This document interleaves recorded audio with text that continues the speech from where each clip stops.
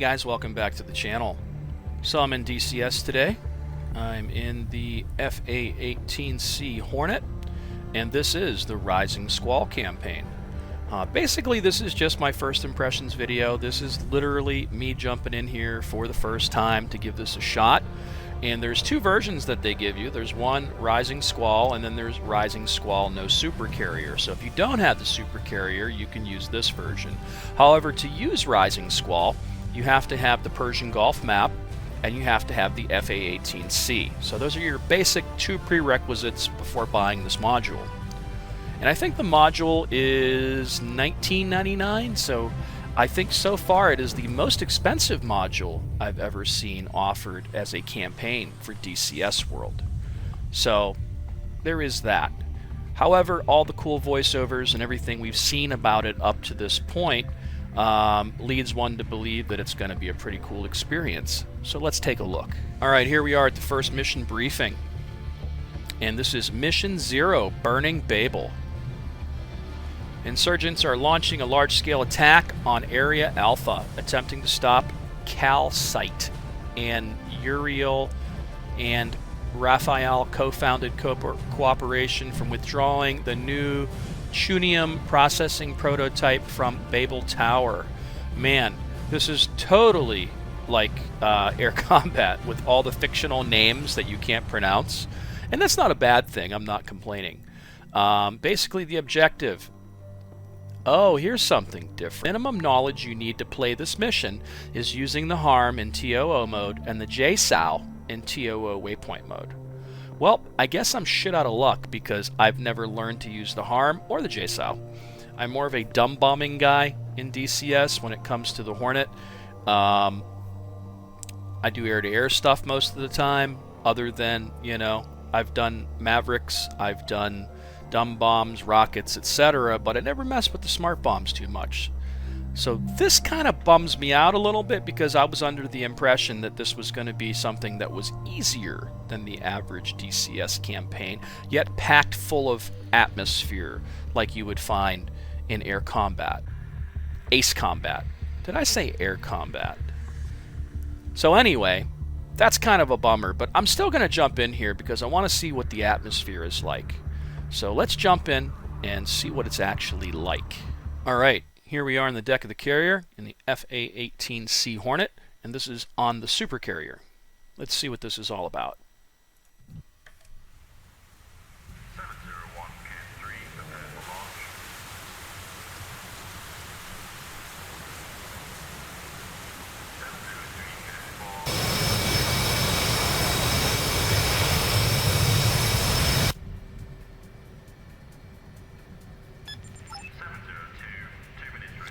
Now the good news is they have everything set up and ready to go for me.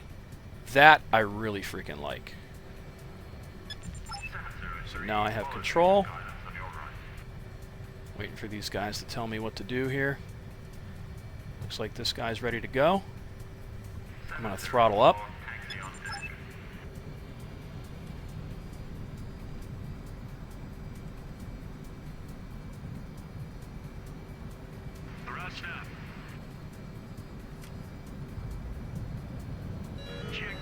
Surfaces. Good ailerons, good rudder. Ready for launch. And off we go.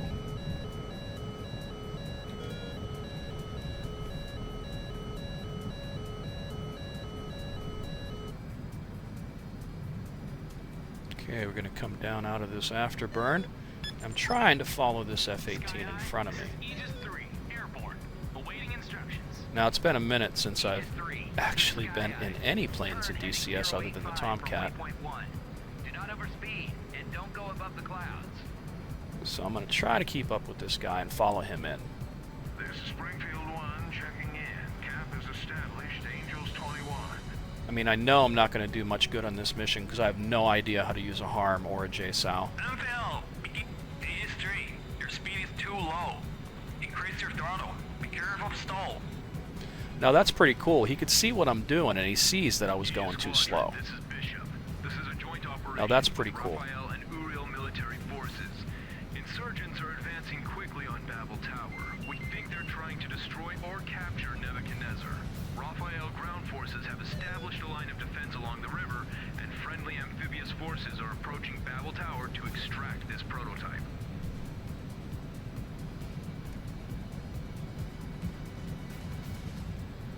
Our mission is to support friendly ground operations. Aegis 1 and Aegis 2 provide CAS for friendly ground forces. Aegis 3 and Aegis 4 provide seed on hostile SAMs north of Babel Tower. Then proceed with the strike mission. And I am apparently Aegis 3. Uriel TARDIS Air Forces will provide BARCAP outside of Area Alpha to ensure our air superiority. Still, pay attention to your data link for any airborne threats that might hinder your mission. And there's all them fictional names again, which are pretty cool. This is a big operation. Feels like we're on the brink of total war. Such scale of an insurgent attack. Exusia must be funding and supporting them behind. We'll stop them along Raphael and Uriel's forces. I'm just going to stay back here because I don't know how much good I'm going to Aegis do. Squadron, be careful. These insurgents are unlike any other foe you've faced before. They are determined to capture Babel Tower, and they will not hesitate to use Exusia-supplied firearms. This sounds just like Ace Combat, like with the voices and stuff, and Aegis 1, telling you Roger. what's up as you're Don't worry, going. we got it. Aegis 2, Wilco.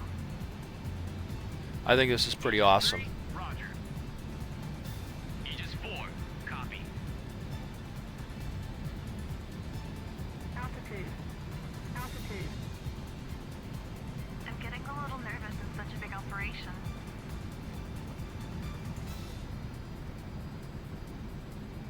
Aegis 2. Kingdom of Raphael and Uriel TARDIS Republic will handle the primary missions. We're just here to give an extra hand, so relax.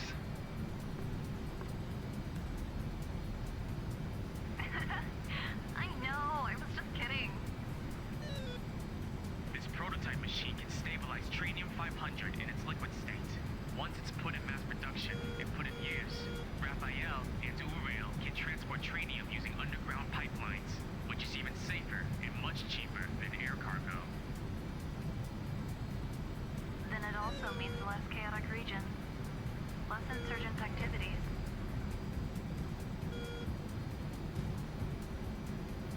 I hope so. Can't wait to see the new clouds in 2D. I think they're going to be awesome in 2D. Forces. I think in VR it's going to kill the frame rate even more though. Federation after all. Use caution. Definitely look forward to the new clouds though. Keep a low profile. We can bug out if there's danger. We're not there to fight the battle head on.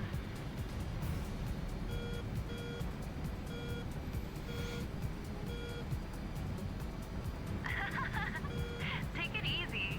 Aegis is Ace Aegis 2, full of our bones. She will silence the enemies in an instant. Stop the daydreaming. Captain was the one who contributed the most. You're no more than a spectator. Even you're starting to question my ability now?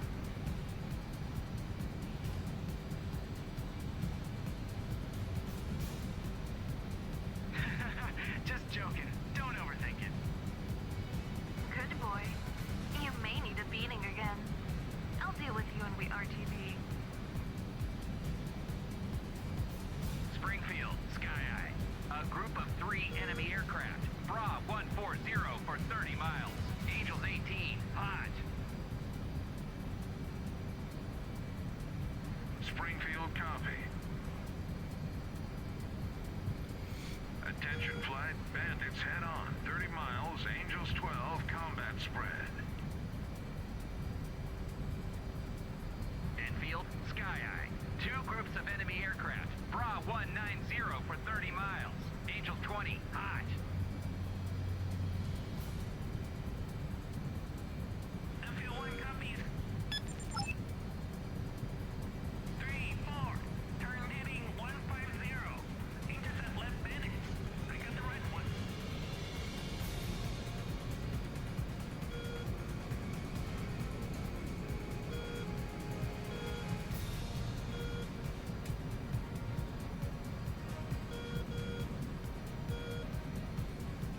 know they were breaking off and they want me to keep heading towards the waypoint.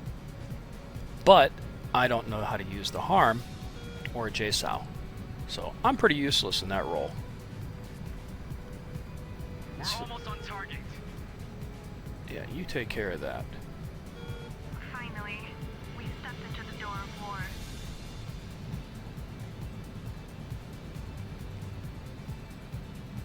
I don't see anybody out here. Aegis 3, be advised. Our attack helicopters are under enemy SAM's fire. Provide SEAD support for our helicopters striking an enemy rocket launch site immediately. Yeah, I'm not going to do that because I have no idea how to. But basically, they've switched me now to search and destroy mode, Aegis 3, and use AGM-88 harms I should to be destroy using the enemy harms, SAM. but I have no freaking clue how to launch those things. And I can go to air-ground mode, but Aegis I have 4, no clue. Aegis 3, attention. I see smoke and dust from those rocket launchers on the ground. Pay attention to search for its surrounding targets. SAM should be nearby. Yeah, I have no freaking clue what I'm doing.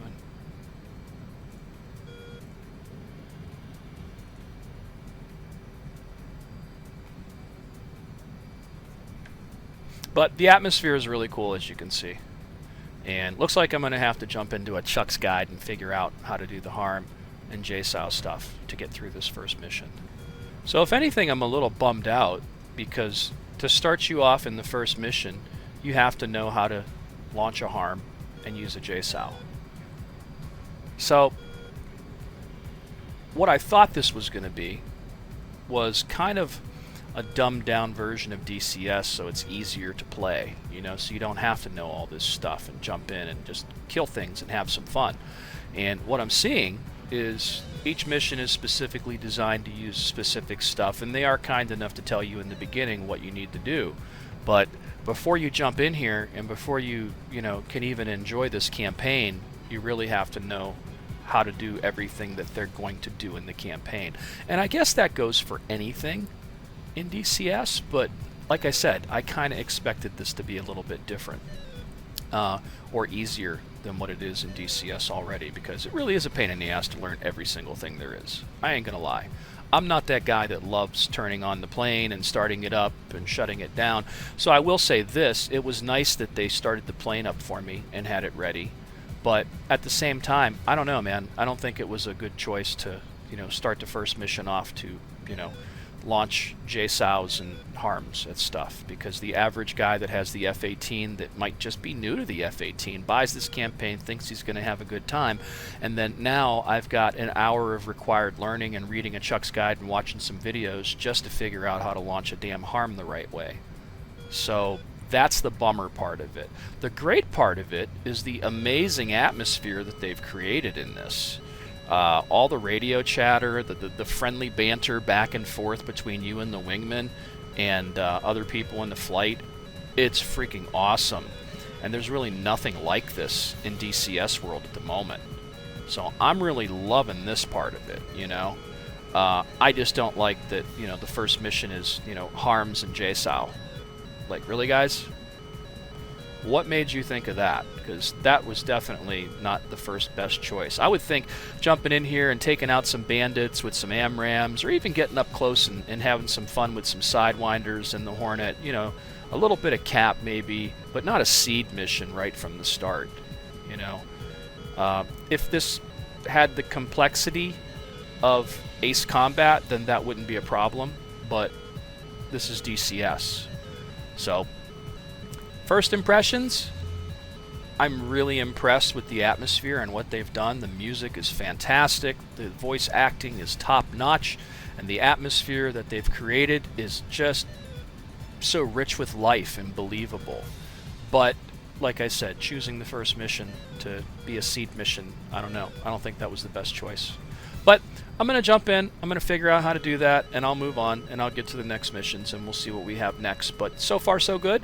That is the Rising Squall campaign, Mission 0. As always, thanks so much for watching. Please subscribe to the channel. Feel free to hit that like button. And until next time, guys.